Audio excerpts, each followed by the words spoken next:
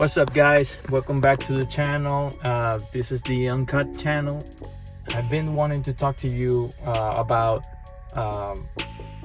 what kind of cars can you get for $15,000 and or less that are fun cars, stick shift, maybe turbo, maybe V8, you know, with some spice. Let's make a list, and then if I can get your guys feedback on the comments, that would be great. First up, we have the Mustang. You know, for $15,000 you can get maybe a 2016 2015 manual transmission, but 4-cylinder turbo Mustang, which is not bad at all. It has decent power, but I mean, if you're trying to get a Mustang, and maybe it's because you like muscle cars and then you want to get the V8. If you're trying to get a V8, you would have to go down to like 2010, 09, 08, and so you're gonna have to sacrifice a little bit on suspension, but you get the V8. So if you want to go in a straight line, that is something you might want to consider.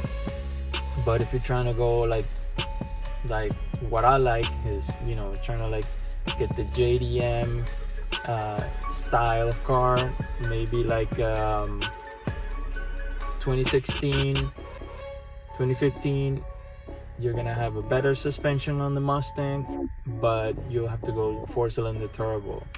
If you wanna get a V8, you know, with the S550, I believe is what they call them, then if you're trying to get a V8, you might have to spend maybe over $20,000, $18,000. Not very low mileage, but it's a V8, so I mean, you can get like 80,000, 90,000 mile V8 and you'll be fine. But that's gonna, you know, cost you like $20,000.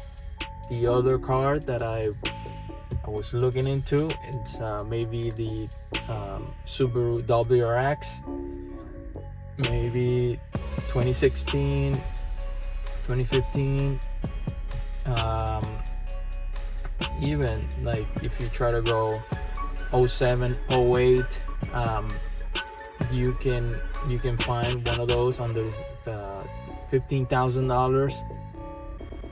These are great cars, but the only downside that I see on them is that if or let's not say if, when they break, that's where you're gonna see some expensive parts.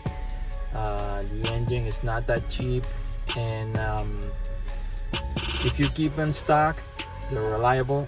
But once you start, you know, modifying, putting some more little bit of juice on the engine, getting a bigger turbo or anything like that, that's when you're gonna start running into problems, you know. And it's not gonna be cheap, you know. You can get the car for cheap, but that's not gonna be cheap, you know. Next up, we have the Honda Civic Si. You know, that could be a very nice option, and you can get those for if you're trying to get like maybe like a 8th gen Civic Si. That's gonna be like around $10,000, $12,000, mint condition.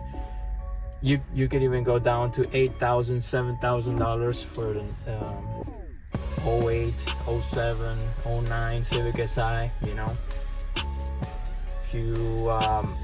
If you wanna get like K24, 2012, 2013, 15, you can get them for $12,000, $13,000, $14,000. Now, if you wanna get a 10th gen SI, the 1.6 turbo version, 1.5 turbo version, it's that's gonna cost you like 18,000 dollars, a little bit more.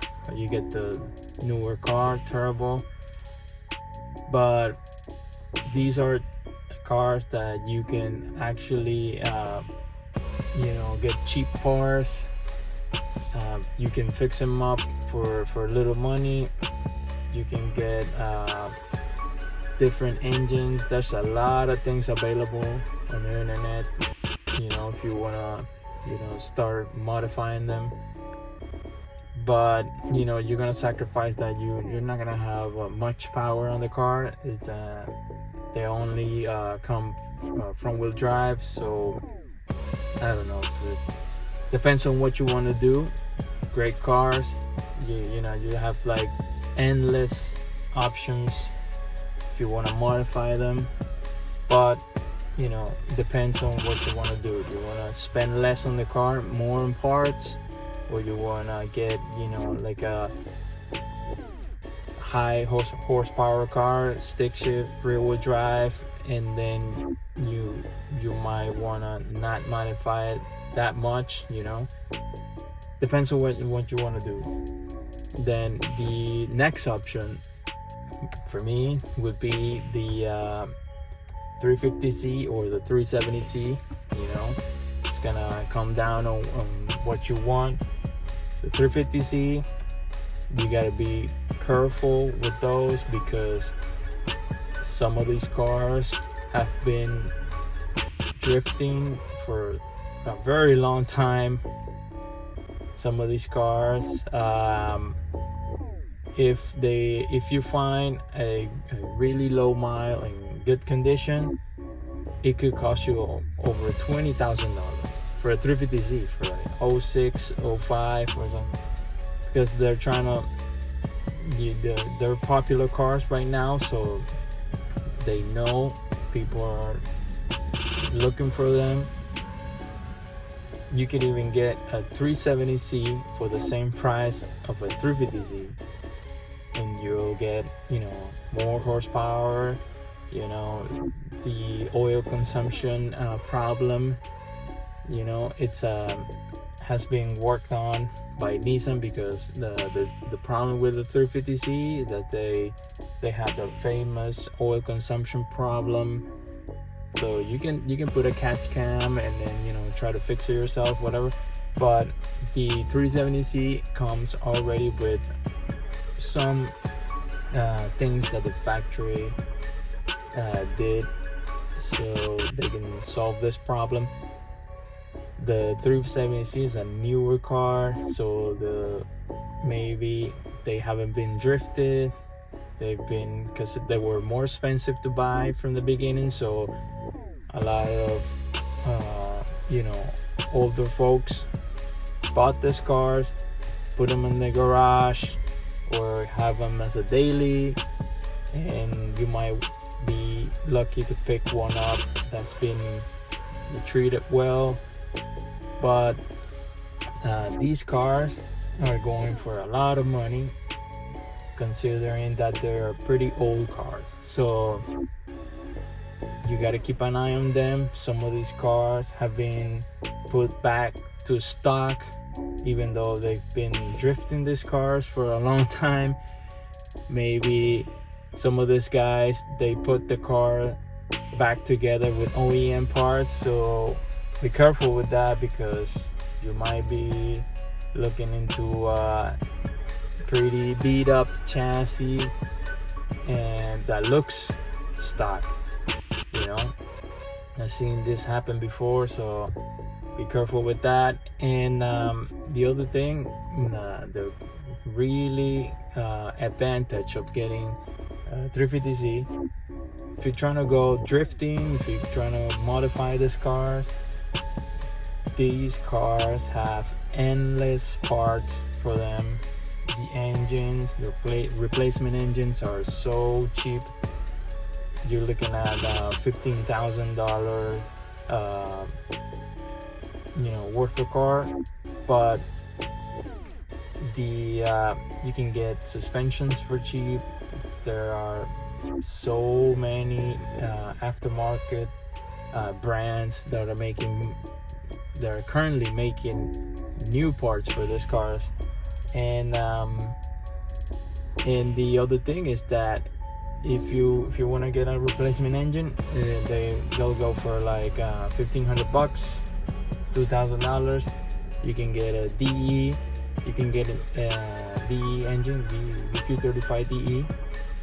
That's the old engine for the 350, and or you can get a VQ35 HR for $2,000, $2,500.